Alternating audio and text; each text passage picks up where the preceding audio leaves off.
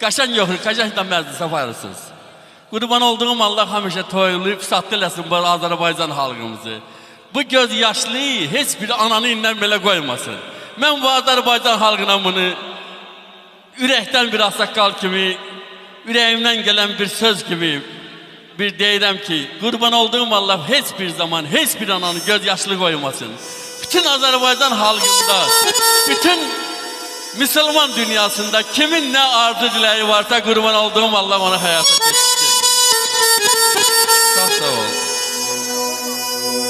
Sağ ol. Abi kocalmazdım. Derdin kemin elinden. Göz yaşımı sile sile kocaldım. Çarkı dönmüş. Ele kattı başımı. Damla damla, gile gile kocaldım. Kocalıktan söz salırsan, yüreğime yova köz salırsan. Ay kardeş, yüreğime aparıp, ellere ovalara söz salırsan.